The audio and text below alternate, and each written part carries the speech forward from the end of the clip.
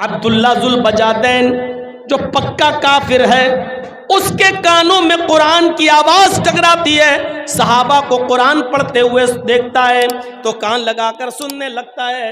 ابھی اس نے چند آیتیں ہی سنی تھی، جنگل میں بکریاں چراتے ہوئے چند آیتیں ہی سنی تھی کہ وہ فوراً اپنی بکریاں لے کر واپس آتا ہے اور اپنے چچا سے کہتا ہے، اے چچا ان بکریوں کو پکڑو، اب میں ان بکریوں کو نہیں چراؤں گا اور آپ کی غلامی سے آزادی چاہتا ہوں، اس لیے کہ آج ہم نے ایک ایسی کتاب سنی ہے، آج ایسی آیتیں سنی ہے، آج ایسا کلام سنا جو کسی انسان کا کلام نہیں ہو سکتا ہے۔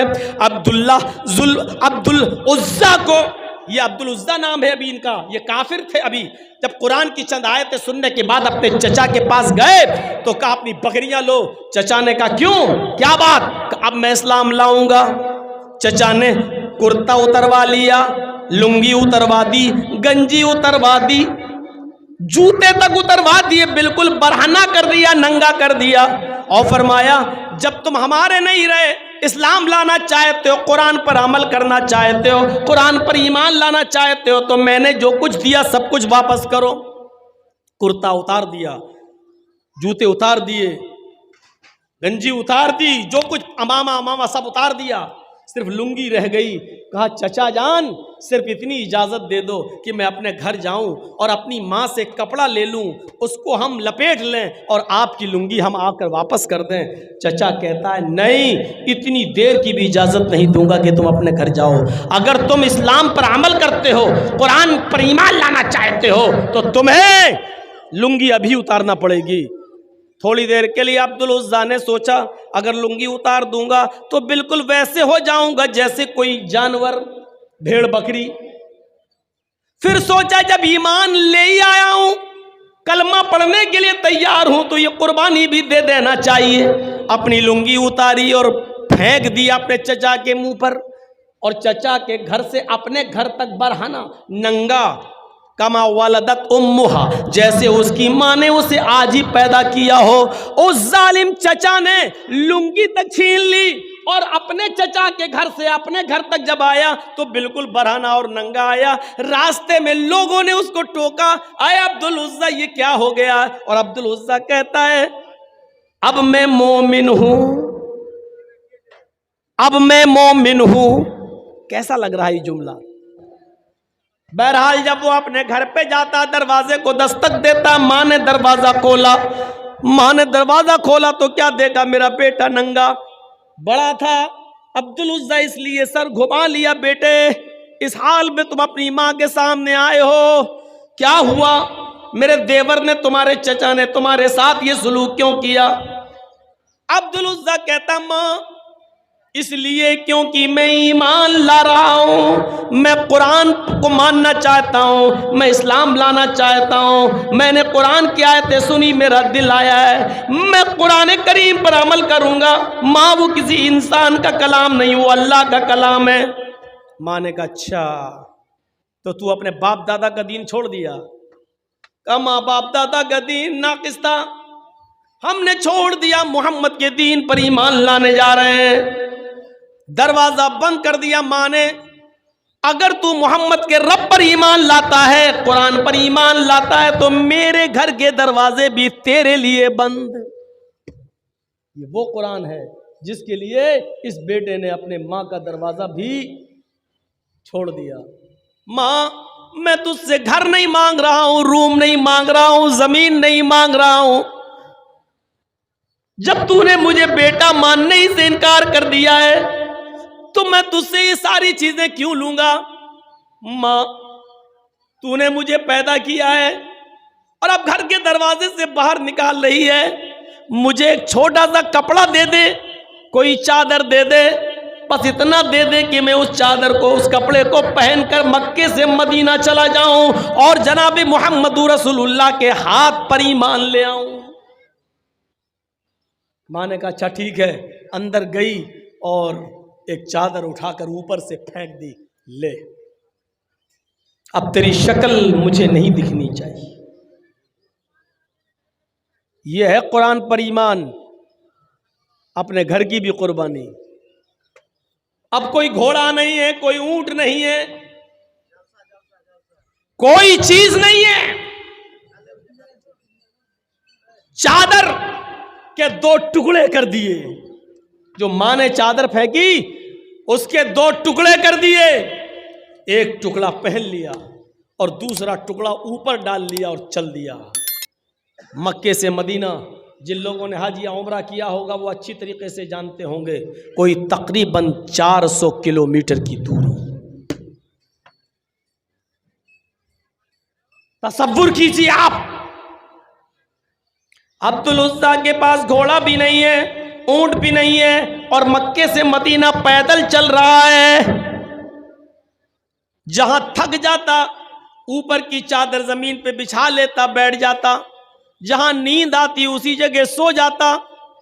تھوڑا بہت ستو جو لے کے آیا تھا وہی کھاتا جا رہا ہے. پانی جہاں مل جاتا پی لیتا. رات کا سفر, دن کا سفر, رات کا سفر, دن کا سفر.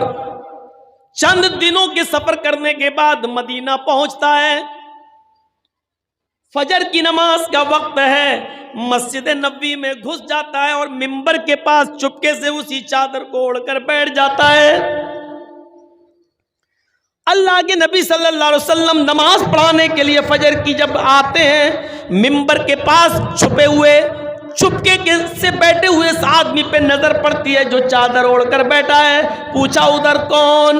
جواب دیا عبدالعزیٰ. او عبدالعزیٰ مکے سے آئے ہو؟ ہاں. کیسے آئے ہو؟ پیدل آیا ہوں. کیا کرنے آئے ہو؟ کہا آپ کو نبی ماننے کے لیے, قرآن کو آسمانی کتاب ماننے کے لیے. فرمایا پیدل چلے آئے ہو؟ کہاں چچا نے مجھے گھر سے نکال دیا, لنگی تک اتار دی, ننگا گھر تک آیا. ماں نے گھر کے دروازے بند کر دیے, صرف چادر لی, گھر چھوڑا, مکان چھوڑا, زمین چھوڑی, جائیداد چھوڑی, صرف قرآن کو اپنانے کے لیے, قرآن پر ایمان مضبوط کرنے کے لیے, اسلام پر ایمان لانے کے لیے میں آپ کے پاس چلا آیا. ادھر نبی اکرم چیختے ہیں آئے عبدالعزیٰ, گھر چھوڑ دیا, مکان چھوڑ دیا, بیوی بچے چھوڑ دیے, ماں چھوڑ دی, چچا چھوڑ دیا, کپڑا لتا سب چھوڑ دیا, پیدل چلا آیا اور ایمان بچا لیا. تو یہ سودا تم نے بہت سستے میں کر لیا ہے. اس ایمان کے بدلے میں تمہیں جنت ملے گی. کلمہ پڑھا, اسلام لے آیا. فرمایا اللہ کے نبی نے آج کے بعد تمہارا نام عبدالعزیٰ نہیں ہے بلکہ آج کے بعد تمہارا نام عبدالعزیٰ نہیں ہے بلکہ عبداللہ ذوالبجادین ہے. آج کے بعد تمہیں عبداللہ کے نام سے یاد کیا جائے گا. یہ تھا عبداللہ جس نے جنگل میں صحابہ کرام کے منہ سے نکلنے والی آیتوں کو سنا تو ایمان لے آیا.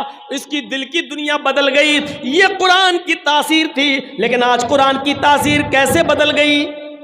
ابھی میں نے مثال دی, ان کھانے پینے کی چیزوں کی تاثیر نہیں بدلی, قرآن کی تاثیر کیسے بدل گئی. آج ہم پڑھتے ہیں, رمضان میں پورا پورا قرآن سنتے ہیں, کچھ مسجدوں میں ایک ہی رات میں پورا قرآن پڑھ لیا جاتا ہے. نئی دکان, نئے مکان میں کرائے کے ٹٹوؤں کو بلا کر پورا قرآن ایک دن میں پڑھ لیا جاتا ہے. میں پوچھتا ہوں میرے بھائیوں, قرآن آج ہمارے حلق کے نیچے کیوں نہیں اتر رہا ہے؟ میں پوچھنا چاہتا ہوں قرآن کی تاثیر کیسے بدل گئی؟ یہ قرآن وہ قرآن تھا, یہ قرآن وہ کتاب تھی جو ڈنکے کی چوٹ پر اعلان کر رہی ہے کہ لو انزلنا ھذا القرآن علی جبل لرأیتہ خاشعا متصدعا من خشیۃ اللہ. اگر ہم نے اس قرآن کریم کو کسی اونچے پہاڑ کے اوپر نازل کیا ہوتا, اللہ کہہ رہا ہے لو انزلنا ھذا القرآن علی جبل, اگر ہم نے کسی ایک پہاڑ کے اوپر ہم نے اس قرآن کریم کو اتارا ہوتا, لرأیتہ, تو اے محمد صلی اللہ علیہ وسلم آپ اس پہاڑ کو دیکھتے, آپ اس پہاڑ کی حالت دیکھتے, خاشعا متصدعا من خشیۃ اللہ, وہ جھکا جا رہا ہوتا, متصدعا پھٹا جا رہا ہوتا, من خشیت اللہ, اللہ کے خوف سے. اگر ہم نے اس قرآن کریم کو انسان کے علاوہ اگر ہم نے پہاڑ پر اتارا ہوتا تو پہاڑ بھی اللہ کے خوف سے پھٹ جاتا, جھک جاتا, دھس جاتا. اس قرآن کریم کے بوجھ کو پہاڑ تک نے اللہ کہتا ہے کہ ہم نے پیش کیا ان عرضنا الامانۃ علی السماوات ہم نے اپنی اس امانت کو اس قرآن کو آسمانوں پر پیش کیا. آسمان نے کہا نہیں اللہ ہم اس کا بوجھ نہیں اٹھا سکتے. ہم نے زمین کو دیا, زمین چیخ کر بولی نہیں اے اللہ اس قرآن کا بوجھ ہم نہیں اٹھا سکتے. اور جب ہم نے انسان کو یہ قرآن دیا اپنی امانت دی تو فوراً اس نے اٹھا لیا. وَحَمَلَهَا الْإِنسَانُ إِنَّهُ كَانَ ظَلُومًا جَهُولًا. اللہ نے یہ بھی نہیں کہا إِنَّهُ كَانَ ظَالِمًا أَوْ جَاهِلًا, یہ بھی نہیں کہا. اللہ نے کہا إِنَّهُ كَانَ ظَلُومًا. سوچو کیا کہا, پہاڑ نے منع کر دیا, زمین نے منع کر دیا, آسمان نے اس قرآن کے بوجھ کو اٹھانے سے منع کر دیا. وَحَمَلَهَا الْإِنسَانُ إِنَّهُ كَانَ ظَالِمًا إِنَّهُ كَانَ ظَلُومًا. اے انسان تو کتنا بڑا ظالم ہے, ظلوم اس میں مبالغہ, کتنا بڑا ظالم ہے, کتنا بڑا جاہل ہے. تجھے دیا اور تو نے فوراً اٹھا لیا. یہ بھی نہیں سمجھ پایا کہ اس کی ذمہ داری کتنی بڑی ہے. اٹھا تو لیا لیکن تو اس کی ذمہ داری کو نبھا نہیں سکا. سوچو میرے پیارے بھائیوں, یہ قرآن جو پہاڑ نے, زمین نے, آسمان نے لینے سے انکار کر دیا, اس کی ذمہ داری انسان نے لے لی اور پھر عمل نہیں کر پایا. یہ قرآن وہ کتاب ہے جو چیخ کر ڈنکے کی چوٹ پر اعلان کر رہی ہے, چیخ چیخ کر کہہ رہی ہے, سنو, چیلنج کر رہی ہے دنیا والوں کو. اللہ رب العالمین نے فرمایا وَإِن كُنتُمْ فِي رَيْبٍ مِّمَّا نَزَّلْنَا عَلَىٰ عَبْدِنَا فَأْتُوا بِسُورَةٍ مِّن مِّثْلِهِ وَادْعُوا شُهَدَاءَكُمْ. آئے لوگو, اگر تمہیں اس کتاب کے بارے میں, اس قرآن کے بارے میں ذرہ برابر, رائی کے دانے کے برابر بھی اگر شک ہے, ذرہ برابر بھی سرسوں کے دانے کے برابر بھی اگر شک ہے, یہ محمد نے اپنے پاس سے بنا لی. اگر تمہیں ڈاؤٹ ہے کہ یہ اللہ کی طرف سے نازل کی ہوئی کتاب نہیں ہے, یہ محمد اور اس کے ساتھیوں نے بنا لی, اگر تم یہ سمجھتے ہو تو میں تمہیں چیلنج دیتا ہوں فَأْتُوا بِسُورَةٍ مِّن مِّثْلِهِ, تو قرآن کی سورت کی طرح ایک ہی سورت بنا لاؤ. فَأْتُوا بِسُورَةٍ مِّن مِّثْلِهِ, قرآن کی کسی ایک سورت کی طرح کوئی سورت بنا دو, جاؤ بنا کر دکھاؤ. قرآن کا یہ چیلنج 1400 سال پہلے بھی تھا, قرآن کا یہ چیلنج 1400 سال کے بعد آج بھی موجود ہے. آج بھی بہت سے یہودی عرب ممالک کے اندر عربی بولتے ہیں. آج بھی بہت سے یہودی, چلے جائیے شام میں, چلے جائیے اردن میں, چلے جائیے الجزائر میں, چلے جائیے سعودی عرب کو چھوڑ کر آپ اور دوسرے عربی ممالک میں چلے جائیے, وہاں آج بھی عربی بولنے والے یہودی, عربی بولنے والے عیسائی آج بھی موجود ہیں. قرآن کریم کا یہ چیلنج ان کو بھی ہے.